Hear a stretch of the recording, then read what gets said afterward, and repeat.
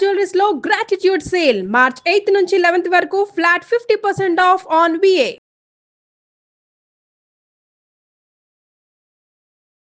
Hi అండి, నా పేరు మాధురి. క్యాన్సర్ గురించి ప్రతి ఒక్కరూ భయపడుతూ ఉన్నారు. ఈ రోజుల్లో వెరీ కామన్ అయిపోయింది. అది ఏ క్యాన్సర్ అన్నా కావచ్చు, మన బాడీలో ఉండే ప్రతి ఒక్క ఆర్గాన్ని పట్టి పీడిస్తుంది. సో ఇందులో భాగంగా క్యాన్సర్ ఇన్ ఉమెన్, మరి ఉమెన్కి సంబంధించి చాలా రకాల క్యాన్సర్స్ ఉన్నాయి. సో వాటిని ఏ విధంగా గుర్తించాలి, సకాలంలో మనం ట్రీట్మెంట్ తీసుకోవడం వల్ల దాని నుంచి ఏ విధంగా బయటపడవచ్చు, ఇలాంటి ఎన్నో ఆసక్తికరమైన కావాల్సిన విషయాల గురించి మనకు తెలియజేయడానికి మనతో పాటు ఉన్నారు ప్రముఖ chief surgical oncologist doctor Mohan Vamshi garu and from Gachibowli Omega hospitals. So doctor గారితో మాట్లాడి మనకి ఉన్న ఎన్నో క్వశ్చన్స్కి వాటి యొక్క ఆన్సర్స్ తెలుసుకునే ప్రయత్నం అయితే ఇప్పుడు మనం చేద్దాం. నమస్కారం డాక్టర్ గారు.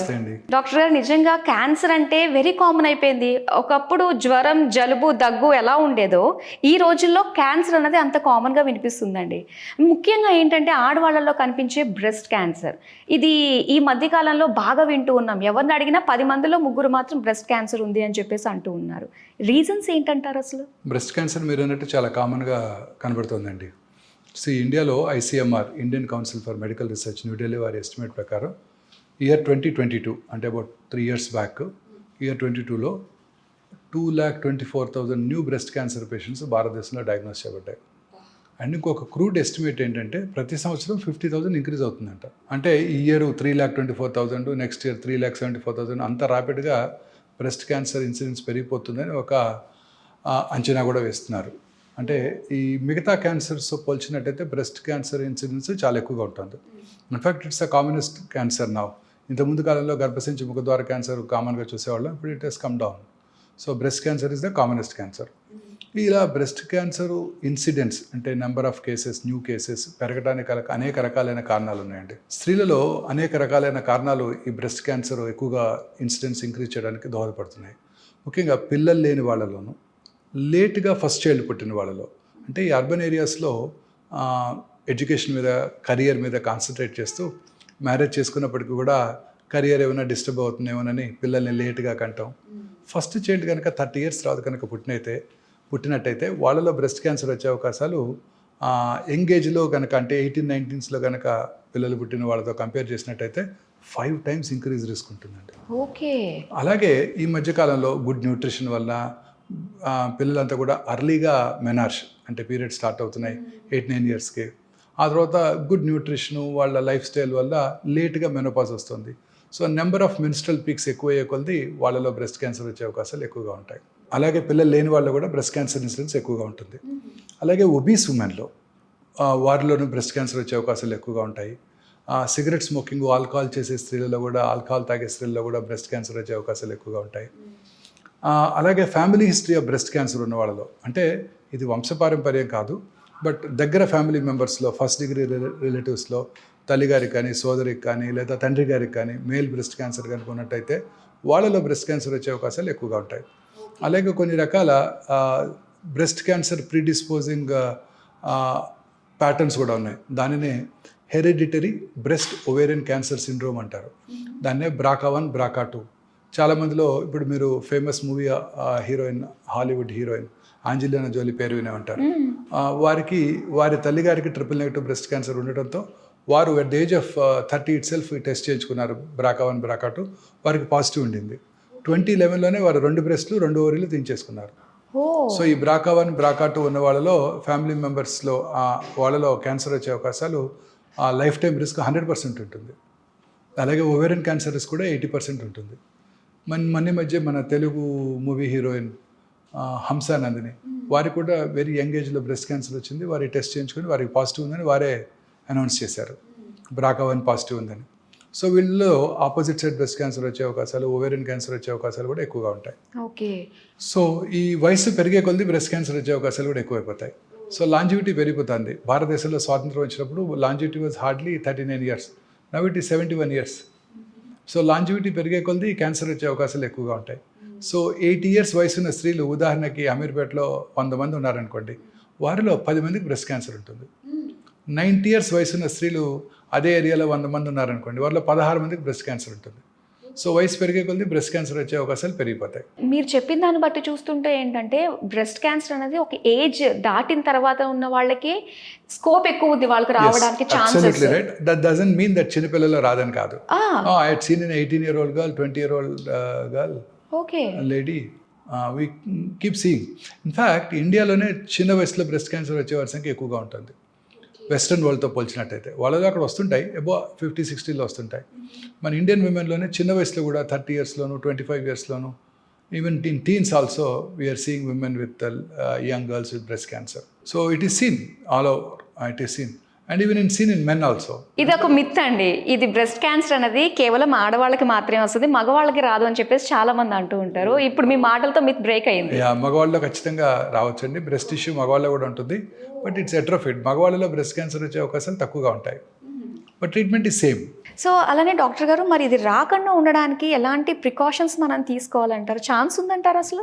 ప్రివెన్షన్ అంటూ ఏం లేదండి. ఇప్పుడు గర్భసంచి ముఖద్వార క్యాన్సర్కి వ్యాక్సిన్ తీసుకుంటే క్యాన్సర్ రాకుండా చేసుకోవచ్చు, that is primary prevention. Secondary prevention, ముందుగా క్యాన్సర్ రాకముందే ప్రీ క్యాన్సరస్ ఫేజ్లోనే దాన్ని డయాగ్నోస్ చేసినట్టయితే, మన తగిన చర్యలు తీసుకున్నట్టయితే క్యాన్సర్ రాకుండా చేసుకోవచ్చు. బ్రెస్ట్ క్యాన్సర్కి అలా లేదు. బ్రెస్ట్ క్యాన్సర్ని మనం ముందుగా గుర్తించగలం.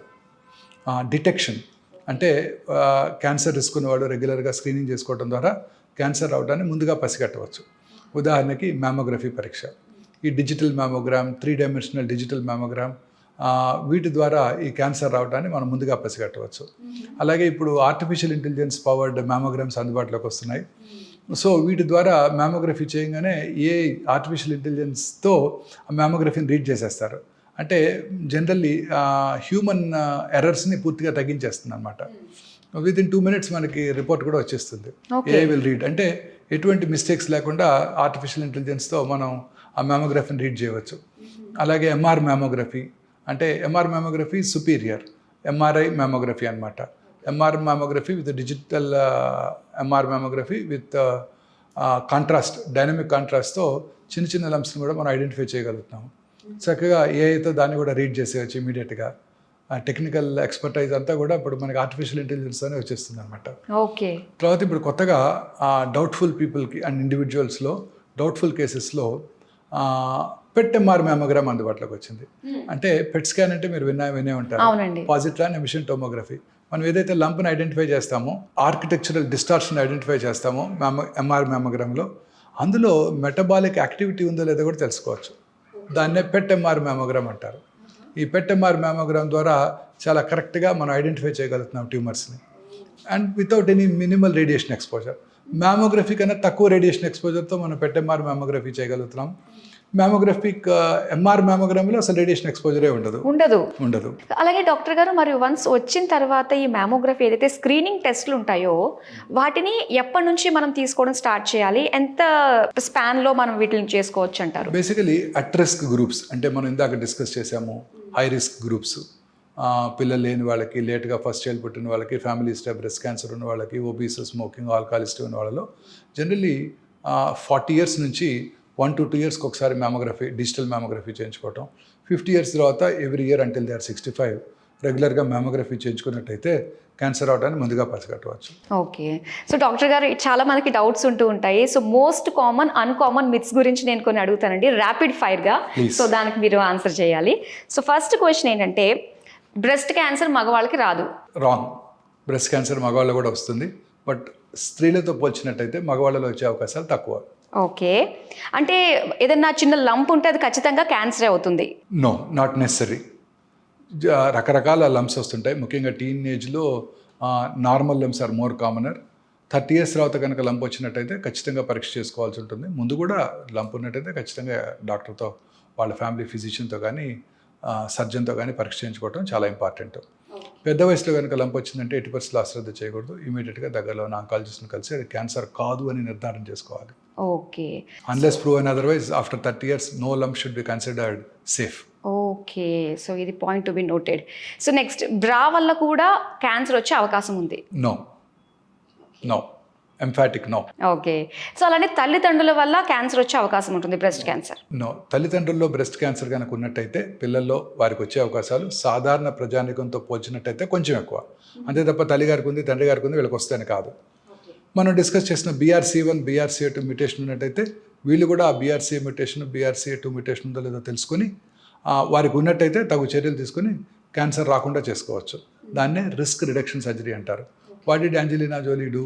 2 బ్రెస్ట్లు తీయించేసుకున్నారు, total subcutaneous total mastectomy and implant పెట్టేసుకున్నారు. సో ఇంకోటి 5 అన్కామన్ మిత్స్ గురించి ఇప్పుడు నేను అడుగుతానండి. సో అందులో డియోడ్రెంట్ వల్ల క్యాన్సర్ వచ్చే అవకాశాలు ఉంటాయి? నో, లేదు. ఓకే. సో ఇంప్లాంట్స్ వల్ల కూడా క్యాన్సర్ వచ్చే అవకాశాలు ఉంటాయి? లేదు. Olden days there were some implants which are used. ఆ ఇంప్లాంట్స్ వల్ల బ్రెస్ట్ క్యాన్సర్ రాదు. Some sort of reaction can cause soft tissue cancers అని అనుకున్నారు, సాఫ్ట్ టిష్యూ సార్కోమాస్ అని. But those implants were banned long back, 2 decades back itself. They are not used anymore. So presently available ఇంప్లాంట్స్తో cancer వచ్చే అవకాశం లేదు. అమ్మయ్య. అయితే breast cancer అంటూ వ్యాధి అంటున్నారు? లేదు. ఏ క్యాన్సర్ అంటువ్యాధి కాదు. అంటువ్యాధి అయితే మేము బతుకుండే వాళ్ళం కాదుగా, ఆంకాలజిస్ట్. అంటే చిన్నపిల్లలో బ్రెస్ట్ క్యాన్సర్ రాదు? నో, చిన్నపిల్లల్లో కూడా బ్రెస్ట్ క్యాన్సర్ రావచ్చు. 10 ఏళ్ల ఆడపిల్ల కూడా నేను బ్రెస్ట్ క్యాన్సర్ చూశాను. 18 years ఉన్న వాళ్ళని చాలామందిని చూశాను. ఈ మధ్యకాలంలో భారతదేశంలో ముఖ్యంగా ఈ చిన్న వయసులో బ్రెస్ట్ క్యాన్సర్స్ ఎక్కువగా వస్తున్నాయి. So many unmarried girls whom I have seen had breast cancer. అలాంటి కేసెస్ కనుక మనం చూసినట్టయితే ఇమీడియట్గా వారికి జెనెటిక్ ప్రొఫైలింగ్ చేసుకోవాలి. BRCA1 BRCA2 మ్యూటేషన్ అనాలిసిస్ చేయించుకొని అవి కనుక ఉన్నాయో లేవో చూసుకోవాలి. BRCA1 BRCA2 తల్లిగారికి ఉంటేనే వస్తుందని కాదు, తల్లిగారికి లేకపోయినా వాళ్ళకి రావచ్చు. అంటే వాళ్ళలో ఆ మ్యూటేషన్ జరిగింది, ఆ మ్యూటేషన్ వల్ల వాళ్ళకి క్యాన్సర్ వచ్చింది.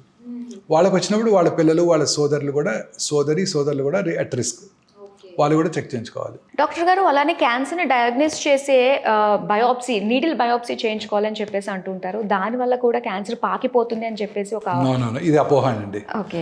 బ్రెస్ట్ క్యాన్సర్ని డయాగ్నోస్ చేయడానికి నీడిల్ బయోప్సీ తప్పనిసరి. కోర్ బయోప్సీ అని కూడా అంటాం. Ultrasound guided core biopsy, mammographic guided core biopsy చేస్తుంటాం. ఈ బయోప్సీ చేయడం వల్ల క్యాన్సర్ అప్స్టేజ్ అవటం, అంటే క్యాన్సర్ పాకిపోవడం అనేది జరగదు. క్యాన్సర్ని గుర్తించాలంటే బయోప్సీ తప్పనిసరి. బయాప్సీ లేకుండా క్యాన్సర్ని గుర్తించలేము ఎక్కడ కూడా. మీ ఇంట్లో మీరు బిర్యానీ తయారు చేసినా ఒక ముద్ద తినకుండా టేస్ట్ చెప్పగలరా? చెప్పలేరు. ఒక ముద్ద తింటే టేస్ట్ పాడైపోతుందా బిర్యానీది? పాడదు. ఇది కూడా అంతే. ఏ రకంగానూ అది అప్స్టేజ్ చేయదు, ఏ రకంగానూ పాకిపోయే అవకాశాలు లేవు. ఇదంతా కూడా కామన్ మిత్. నీడిల్ పెట్టి పుడుతారా, తేనెతుట్టిని కదిలిస్తే పాకిపోతుంది కదా, అలా పాకిపోతుంది కదా డాక్టర్ గారు అని అడుగుతుంటారు. Wrong, it's a myth. నిజమేంటంటే బయాప్సీ చేయడం వల్ల క్యాన్సర్ ఎప్పుడూ పాకదు, ఎక్కడ బయాప్సీ చేసినా కూడా. సో బ్రెస్ట్ క్యాన్సర్కి సంబంధించి అవి రాకుండా ఉండడానికి వచ్చిన తర్వాత ఎలాంటి స్క్రీనింగ్స్ ఎప్పుడెప్పుడు చేయించుకోవాలి, అలాగే ర్యాపిడ్ క్వశ్చన్స్కి చాలా చక్కగా ఆన్సర్ చేసినందుకు thank you so much doctor గారు. Thank you ma'am.